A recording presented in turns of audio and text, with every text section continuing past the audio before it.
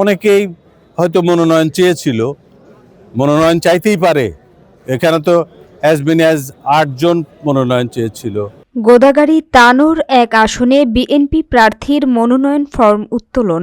বিস্তারিত থাকছে রাজশাহী থেকে লিয়াকত হোসেনের প্রতিবেদনে।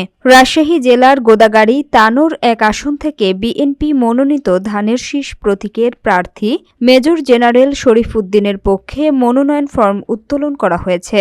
সোমবার বেলা 11:30টায় গোদাগাড়ী উপজেলা নির্বাচন অফিস থেকে তার পক্ষে বিএনপি নেতাকর্মীরা মনোনয়ন ফরম উত্তোলন করেন।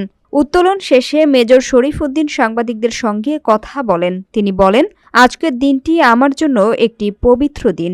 এই নির্বাচনী ট্রেনের প্রথম পদক্ষেপ হিসেবে মনোনয়নপত্র উত্তোলনের কার্যক্রম শুরু হলো। ধানের শীষ প্রতীকে মনোনয়ন তুলতে পেরে আমি গর্বিত। আমাদের প্রাণপ্রিয় নেতা বিএনপির মনোনীত ধানের শীষের কাণ্ডারি মেজর জেনারেল শরীফ উদ্দিন সাহেব মনোনয়ন ফর্ম তুলেছেন। আমি গোদাগাড়ী তানোরবাসীকে এই মনোনয়ন ফর্ম তোলার মধ্যে দিয়ে একটি মেসেজ দিতে চাই। এই গোদাগাড়ী তানোর ধানের শীষের ঘাঁটি। এই গোদাগাড়ী তানোরে ব্যারিস্টার পরিবারের অসংখ্য অবদান রয়েছে। তিনি আরও বলেন, এই আসনে অন্যান্য দল কিংবা স্বতন্ত্র প্রার্থী থাকতেই পারে, এতে কোনো সমস্যা নেই। এটি প্রত্যেকের ব্যক্তিগত স্বাধীনতা। তবে আমি দৃঢ়ভাবে বিশ্বাস করি, গোদাগাড়ী ও তানোরের মানুষ ধানের শীষে ভোট দেওয়ার জন্য মুখিয়ে আছে। ধানের শীষ ছাড়া অন্য কাউকে বেছে নেয়ার সম্ভাবনা খুবই কম। ভোটের বিষয়ে তিনি বলেন, মানুষের ভোটের প্রকৃত বহিঃপ্রকাশ ঘটবে 2026 সালের 12 ফেব্রুয়ারি। দলীয় মনোনয়ন প্রসঙ্গে তিনি বলেন, অনেকেই হয়তো মনোনয়ন প্রত্যাশী ছিলেন, সেটি স্বাভাবিক। তবে দলের হাইকমান্ড বিচার বিশ্লেষণ ও তদন্ত করে একজনকেই মনোনয়ন দিয়েছে। এখন সেই লক্ষ্যেই সবাইকে ঐক্যবদ্ধভাবে কাজ করতে হবে। আজকে একটা আমার জন্য পবিত্র দিন। এই নির্বাচনী ট্রেনের প্রথম পদক্ষেপ অর্থাৎ মনোনয়ন উত্তোলনের মাধ্যমে কার্যক্রম শুরু হলো। স্বাভাবিকভাবে আমি ধানের শীষের প্রার্থী হিসাবে মনোনয়ন তুললাম।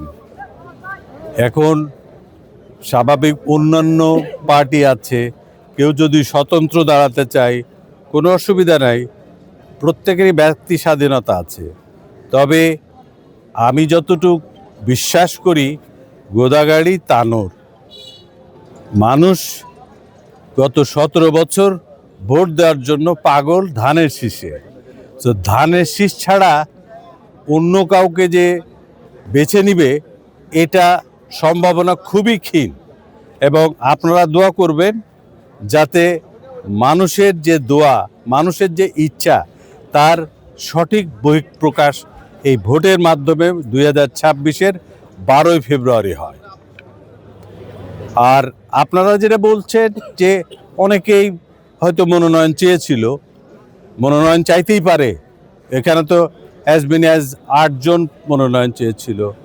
কিন্তু আমাদের বিএনপির যারা কর্তৃপক্ষ, হায়ার কমান্ড সব কিছু বিচার বিবেচনা করে এবং বিভিন্ন সরজমিনে তদন্ত করে ওনারা একজনকেই দিয়েছেন। তবে আমি এইটুকু বলি যে বাকি 7 জন যে অযোগ্য ছিল তা না, সবাই যোগ্য, সমান্তর যোগ্য।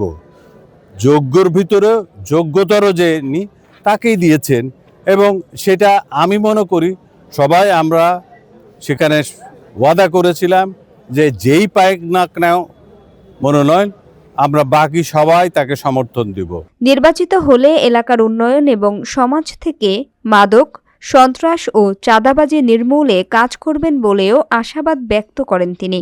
এ সময় উপস্থিত ছিলেন গোদাগাড়ী উপজেলা বিএনপি সভাপতি আব্দুস সালাম শাওয়াল, সাবেক আহ্বায়ক আব্দুল মালেক, সাবেক যুগ্ম আহ্বায়ক ও জেলা বিএনপির সদস্য সদর উদ্দিন, কাকনহাট পৌর বিএনপির সভাপতি জিয়াউল হক সরকার, গোদাগাড়ী পৌর বিএনপির সাবেক সাধারণ সম্পাদক ও পৌর মেয়র আনোয়ারুল ইসলাম, মাটিকাটা ইউনিয়ন বিএনপির সভাপতি এহসানুল কবির টুকু, গোদাগাড়ী বণিক সমিতির সভাপতি আসাদুজ্জামান মিলন সহ গোদাগাড়ী ও তানোর উপজেলা বিএনপি এবং অঙ্গ ও সহযোগী সংগঠনের নেতাকর্মীরা।